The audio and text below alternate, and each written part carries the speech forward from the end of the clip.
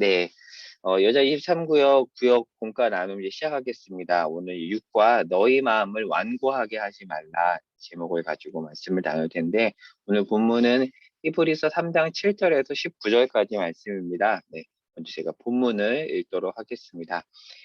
그러므로 성령이 이르신 바와 같이 오늘 너희가 그의 음성을 듣거든 광야에서 시험하던 날에 거역하던 것 같이 너희 마음을 완고하게 하지 말라. 거기서 너희 열조가 나를 시험하여 증언하고 40년 동안 나의 행사를 보았느니라. 그러므로 내가 이 세대에게 놓아여 이르기를 그들이 항상 마음이 미혹되어 내 길을 알지 못하는다 하였고 내가 놓아여 맹세한 바와 같이 그들은 내 안식에 들어오지 못하리라 하였느니라. 네. 형제들아 너희는 삼가 혹 너희 중에 누가 믿지 아니하는 악한 마음을 품고 살아계신 하나님에게서 떨어질까 조심할 것이요 오직 오늘이라 일컬는 동안에 매일 피차 권면하여 너희 중에 누구든지 죄의 유혹으로 완고하게 되지 않도록 하라. 우리가 시작할 때 확신한 것을 끝까지 견고히 잡고 있으면 그리스도와 함께 참여한 자가 되리라. 성경에 일렀으되 오늘 너희가 그의 음성을 듣거든 경노하시게 하던 것 같이 너희 마음을 완고하게 하지 말라 하였으니 듣고 경노하시게 하던 자가 누구냐? 모세를 따라 애굽에서 나온 모든 사람이 아니냐? 또 하나님이 40년 동안 누구에게 노하셨느냐? 그들의 시체가 광야에 엎드러진 범죄한 자들에게가 아니냐? 또 하나님이 누구에게 맹세하사 그의 안식에 들어오지 못하리라 하셨느냐? 곧 순종하지 아니하던 자들에게가 아니냐? 이로보건대 그들이 믿지 아니함으로 능히 들어가지 못한 것이라. 아멘. 히브리서 공과 내용을 좀 살펴보기 전에 배경을 좀 설명하겠습니다.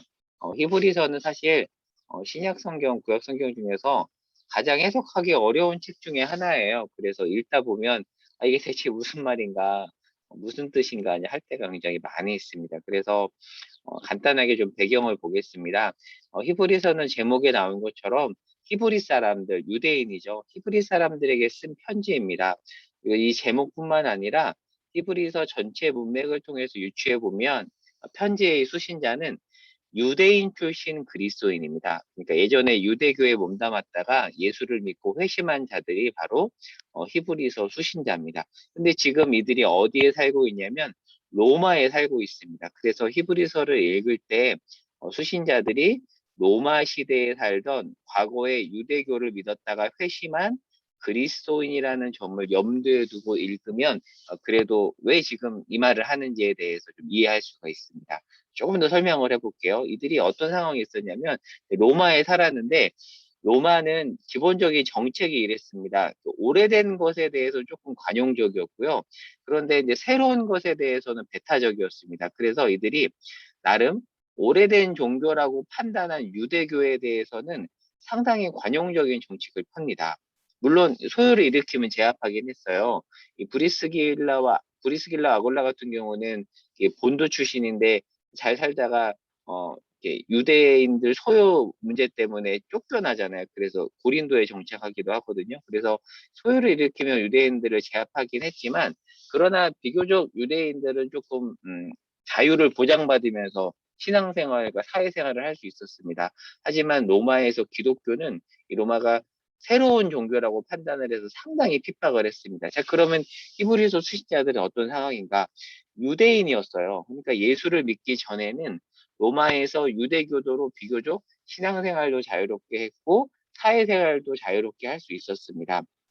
사도행전에 보면 회당에서 막 이렇게 모이는 장면들이 많이 나오잖아요. 근데 이제 예수를 믿은 후에 먼저 1차적으로는 로마의 핍박을 받았고 나아가서는 유대교 동족들에게도 박해를 받았습니다.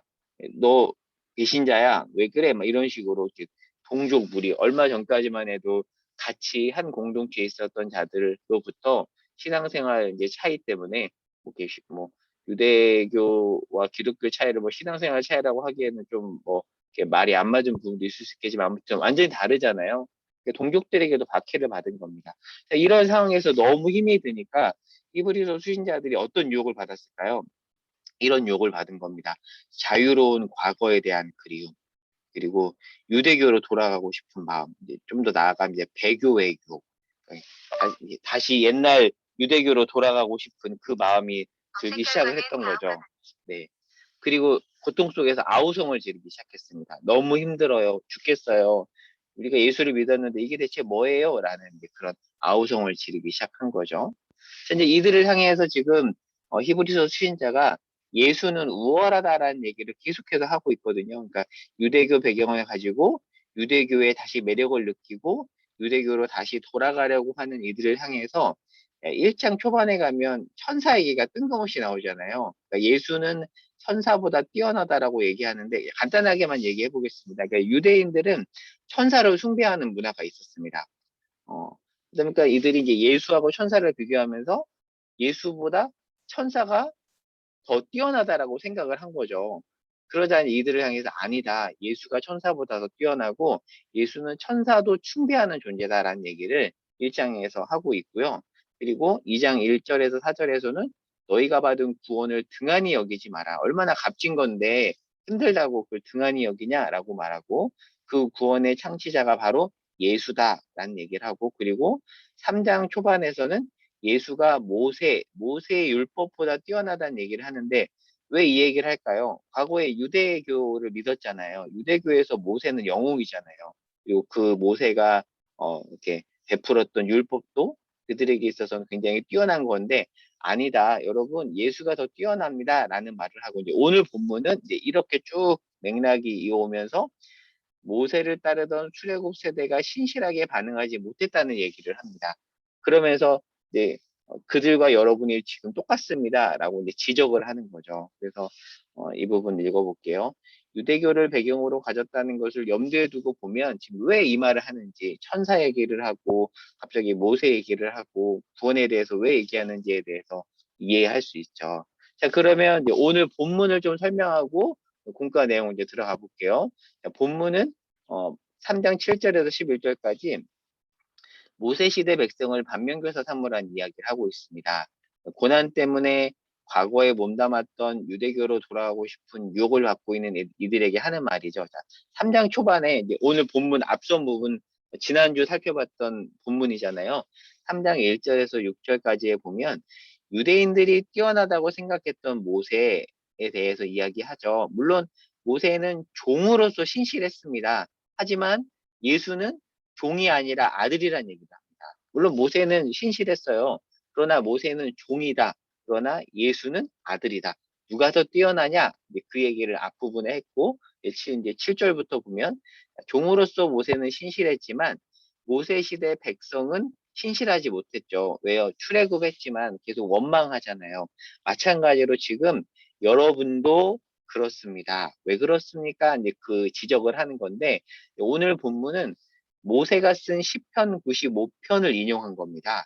그래서 이것까지 살펴보면 너무 이제 길어지니까 이렇게 참고로만 적어놨어요. 그래서 본과 공부 끝나고 나서 시편 95편 말씀을 읽으면 히브리서 내용과 잘 이렇게 연결이 됩니다. 나중에 한번 읽어보시고요. 11절 부분 한번 설명해 보겠습니다. 11절에 너희가 계속 그렇게 원망하고 그러면 안식에 들어오지 못하리라라는 말씀이 있거든요. 근데 물론 여기서 안식은 문자적으로는 가나안 땅입니다. 결국에는 출애굽 1세대는 못 들어갔잖아요. 그러나 시편 95편 배경에서 보면 이 회중은 지금 이미 가나안 땅에 들어가 있긴 하거든요. 그러면 이게 대체 이 안식이 뭘까? 여기서 말하는 안식은 하나님의 임재를 누리며 살아가는 삶을 말합니다. 즉 안식에 들어가지 못한다는 게 불평불만하니까 여러분 구원에서 제외됩니다. 그 말을 하는 것이 아니라 그 신분이 취소된다는 말을 하는 것이 아니라 하나님 안에서의 참된 안식에 여러분이 불평불만 때문에 들어오지 못합니다. 들어와야 되지 않겠습니까? 라는 이제 지적을 하는 거죠. 그러니까 여기서 지금 히브리서 기자가 책망하는 것은 여러분이 자꾸 그러면 뭐 속된 말로 뭐 지옥 갑니다. 그런 말은 아니라 하나님의 참된 어떤 평안이나 안식을 누리지 못하는 것 아닙니까? 누려야 되지 않습니까? 이렇게 사랑으로 하는 권면이라는 거죠. 그래서 안식에 대해서 한번 간단하게 정리해 봤고요.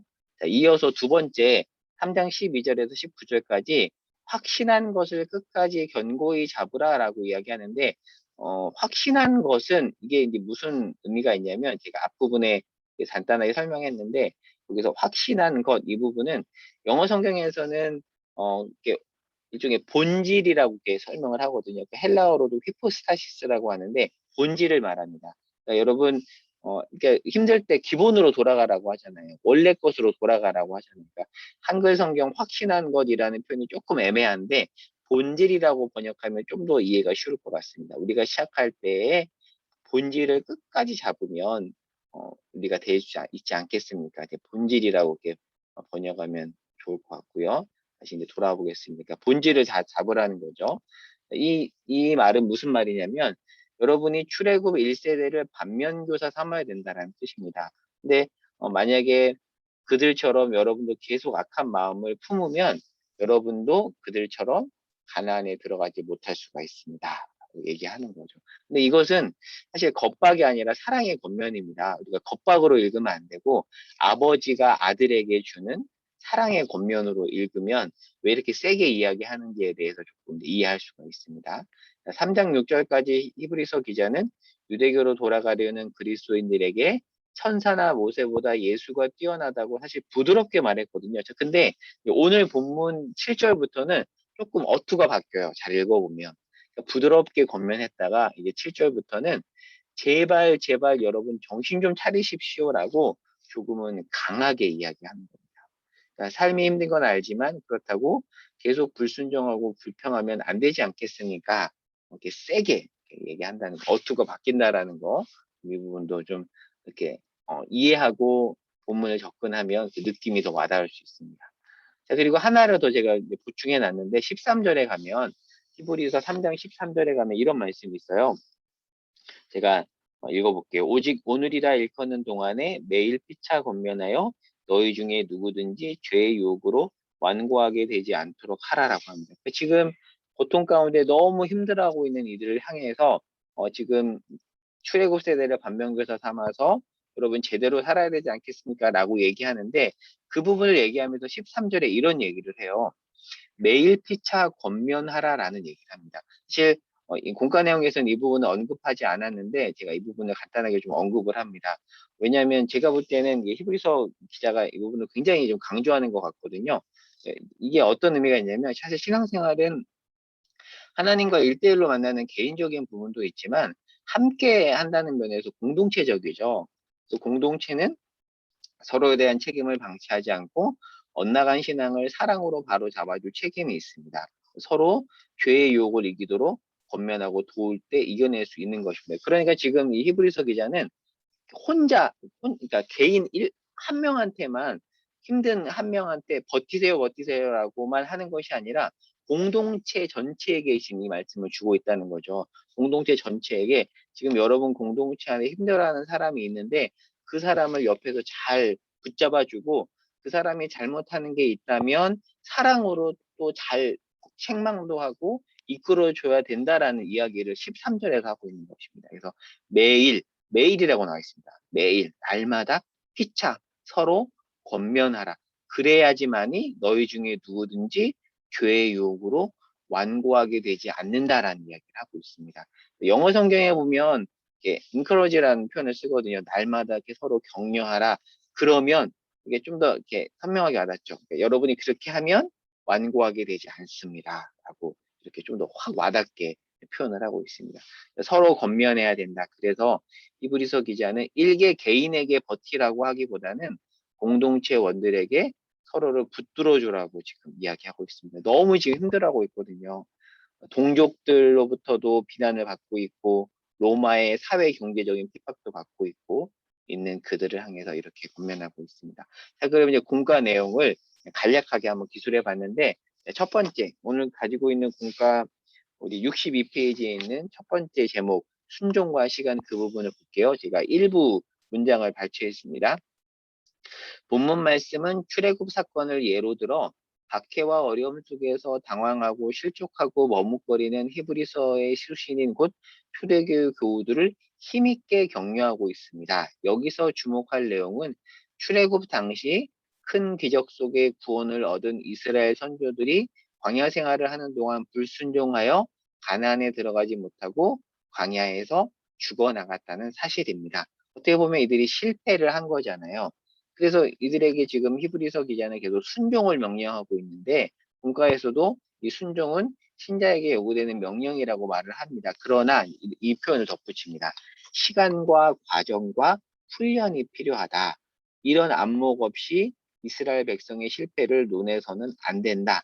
이스라엘 백성이 불순종에 관해서 좀 더 깊은 차원에서 생각해 보자라고 이렇게 본과 내용을 진전시킵니다.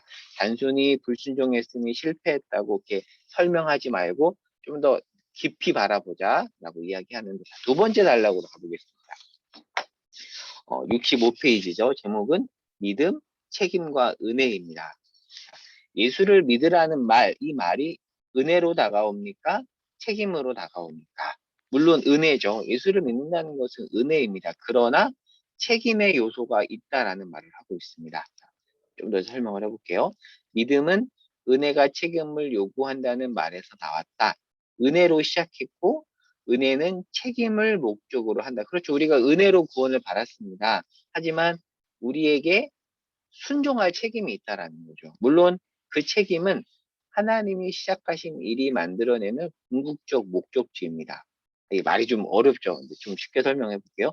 자, 출애굽 사건을 예로 든다면 사실 출애굽이 구원이잖아요. 출애굽했을 때 이스라엘 백성들이 한 게 별로 없어요. 100% 은혜잖아요. 10가지 재앙 하나님이 다 하신 겁니다. 그리고 홍해가 갈라질 때도 물론 모세가 지팡이를 이렇게 딱 손으로 내밀긴 했지만 하나님이 다 하신 거죠. 밤새도록 동풍이 불면서 홍해가 갈라졌고요. 반석에서 물을 낸 것도 물론 모세가 지팡이를 든 것도 있지만 하나님이 하신 일입니다. 만나를 먹이신 것도 하나님이 하신 거죠. 100% 은혜입니다. 그러나 이제 애굽에서 광야, 나중에는 가나안으로 돌아가야 되는데 가나안에 들어가는 일만큼은 순종이 있어야 가능하다라는 이야기를 합니다. 순종. 이 순종이 같이 간다라는 거죠. 좀 더 보겠습니다. 자, 우리의 질문입니다. 아니 애굽을 다 작살내고 꺼내셨으면 우리를 그냥 보따리에 싸서 가나안에 택배로 붙여버리시지 좀 불순종했다고 광야에서 다 죽여버리시는 겁니까? 이게 사실 우리의 원망이잖아요. 그렇죠? 여기에 대한 하나님의 응답입니다. 그때 내가 진노했다. 너희 자꾸 그렇게 하면 못 들어간다고 내가 진노하지 않았냐? 라는 게 하나님의 응답이라는 거죠. 자, 공과 66페이지에 있는 문장을 읽어보겠습니다. 성경은 이 책임을 우리가 이해하기 쉽게 너희가 책임져라 라는 식으로 이야기하지 않고 믿음이라고 이야기함으로써 은혜와 믿음이 어떻게 시작과 결론으로 묶여 있는가를 신비롭게 풀어냅니다. 그래서 책임은 가나안에 들어가는 조건보다 더 큰 가나안에 들어가는 일의 본질이 됩니다. 라고 이야기합니다.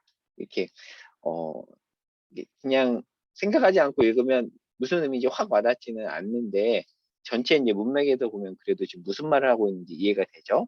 자, 성경에서 말하는 책임에 대해서 좀 더 설명을 해보겠습니다. 그러면 이제 이 문장이 이해될 텐데요. 자, 은혜를 베푸셔서 우리를 자녀답게 살게 하시잖아요. 그렇죠? 은혜를 베푸신 다음에 너네 마음대로 살라고 하지 않고 은혜를 베푼 이후에 자녀답게 살게 하십니다. 그러니까 자녀다워야 우리가 은혜를 받는 것이 아니라 자녀답지 않을 때 은혜를 베푸셨죠. 그리고 나서 하나님은 우리가 자녀답게 살게 하시는데 이것은 자녀답게 살게 한다는 것은 뭐냐면 우리가 하나님의 영광이 되라는 것이다 라고 이렇게 문과에서 설명을 하고 있습니다.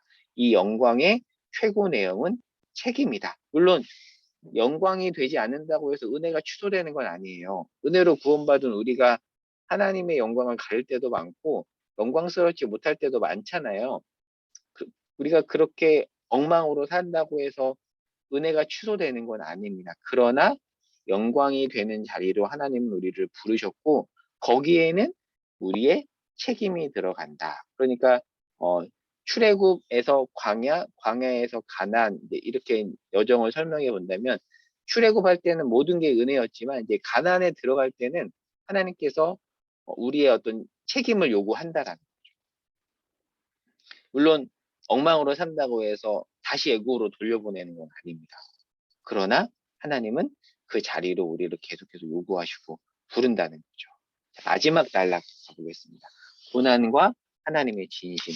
이런 차원에서 고난을 이해할 수 있다라고 이야기를 하고 있습니다. 왜요? 영광스러운 존재로 만들기 위해서 하나님이 지금 고난의 상황에 우리를 밀어넣고 있다라고 지금 이야기를 하고 있는 거거든요. 조금 더 이제 글을 보겠습니다. 예수님도 사역 초기에 시험을 받으셨다.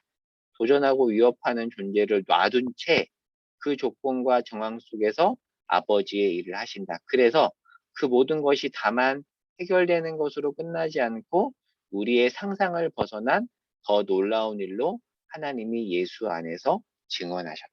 예수님도 고난당하시고 시험 받으셨다면 우리도 그렇지 않겠는가? 근데 왜 시험 받게 하시는가? 결국에는 우리를 영광된 존재로 만드시기 위해서 그렇다라고 이야기하는 거죠. 자, 하나님의 진심이라는 표현이 나옵니다. 하나님의 진짜 진심이 뭔가? 은혜가 책임으로 나아가게 한다. 그래서 계속 도전하시는 거죠. 너는 어떤 존재냐? 너 그것으로 만족할래? 만족하고 있을 때 우리를 고난 가운데 밀어 넣으셔서 그것으로 만족하지 못하는 영광스러운 존재로 만드신다는 거죠. 하지만 우리는 엄살 부리죠. 그러자 하나님은 이렇게 말씀하십니다. 다 훌륭해지라고 이러는 것이다. 이 일에 절대 타협하지 않을 거야. 그리고 너는 죽고 싶어도 마음대로 죽지 못해. 기억해. 영광스러운 존재로 살아야 돼. 라고 이렇게 얘기하고 있습니다. 그래서 마지막에 이렇게 얘기하죠. 주어진 대로 위대한 인생을 사는 하나님의 자녀가 되십시오. 이렇게 문과 내용이 끝을 맺습니다. 이제 정림이 적용을 해보겠습니다. 신자의 현실과 영광 그리고 공동체의 권면. 출애굽 이후에 가나안까지 우리에겐 광야가 있죠. 광야에서 우리는 다듬어집니다. 근데 이걸 알지만 광야에서 너무 힘들면 사실 탈진하기도 하고요. 포기하고 싶어 하기도 하죠. 그렇지 않나요? 우리가 압니다. 이렇게 교회에서 설교 들을 때도 하나님이 나를 영광스러운 존재로 만들기 위해서 지금 상황을 허락했다는 걸 알지만 너무 힘들면 도망가고 싶고 하나님을 향해서 진짜 원망의 소리가 막 나오죠. 자, 근데 이 내용을 한번 히브리서 수신자 입장에서 생각을 해볼게요. 히브리서 수신자들이 얼마나 힘들었을까요? 대제국 로마에서 예수를 믿었다는 이유로 사회 경제적 핍박을 받았고요. 이전 동료였던 유대인들의 외면도 받았습니다. 예수를 믿기 전에는 살만했는데 예수를 믿자 너무 큰 어려움이 찾아온 거죠. 근데 이들에게 지금 히브리서 기자는 지금 현실에서 하나님이 만들어 가실 영광을 바라보며 배우라고 도전을 하고 있습니다. 지난주에 구역 예배 다른 구역에서 가서 이제 비슷한 내용을 나눴었는데 솔직한 이제 집사님들의 고백이 그렇더라고요. 아는데 너무 힘들어요. 아, 좀 이런 얘기 하지 말고 위로 좀 많이 해줬으면 좋겠어요. 이런 얘기를 하시는데 공감이 됩니다. 왜 너무 힘든데 또 버티고 영광된 존재로 살아가라라는 얘기만 하니까 버겁기도 느껴지죠. 저는 그래서 3장 13절이 중요한 것 같아요. 그래서 공동체가 중요한 것 같습니다. 매일, 저는 매일이라는 단어가 좋더라고요. 그러니까 우리가 혼자 살아갈 수 없잖아요. 날마다 지치고 쓰러지고 있는 우리를 향해서 히브리서 기자는 매일 피차 권면하라고 말합니다. 고난의 현실에서 혼자면 지쳐 떨어질 수 있지만 매일 함께 격려해주는 공동체가 있다면 잘 견딜 수 있지 않을까요? 그러니까 만약에 혼자 버티는 그 개인한테 또 날마다 고난 가운데 그냥 살아라고 하면 너무 가혹할 것 같은데 그래도 이렇게 백지장도 맞들면 낫다라고 하잖아요. 그렇게 짐을 덜어주고 위로의 말을 해줄 수 있는 옆에 있는 사람이 있다면 그래도 견딜 수 있는 것 같아요. 그래서 구역과 교회 공동체는 매우 중요한 것 같습니다.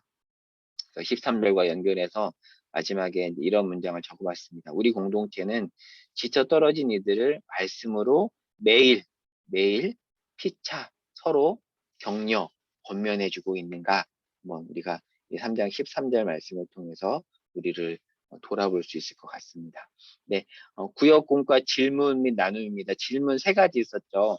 믿음이 순종으로 드러나기 위해 우리에게 필요한 것들은 무엇입니까? 첫 번째 질문이었고, 두 번째는 은혜가 책임을 요구한다는 말에서 나온 단어는 무엇입니까? 두 번째, 세 번째는 우리라는 존재가 자발성을 가지고 하나님에 대한 항복과 기쁨과 순종을 자신의 가장 중요한 본질로 가지겠다는 마음으로 서 있는 자리를 성경은 무엇이라고 말합니까? 이게 세 가지 질문이었고 마지막으로는 책임 있게 임해야 할 내 신앙의 광야지대는 어디인지 돌아봅시다가 나눈 질문이었는데 한번 제가 이게 나눔 다 끝나고 나서 같이 나누는 시간에는 굳이 그 질문에 얽매이지 않고 오늘 문과 내용을 통해서 뭐 깨달은 점 그리고 기도 제목 정도 같이 돌아가면서 나누고 같이 기도하고 마치면 좋을 것 같습니다. 그래서 어, 나눔 내용은 여기까지 하고 제가 화면 공유 끝내고 같이 이제 이렇게 쉐어하는 시간 갖도록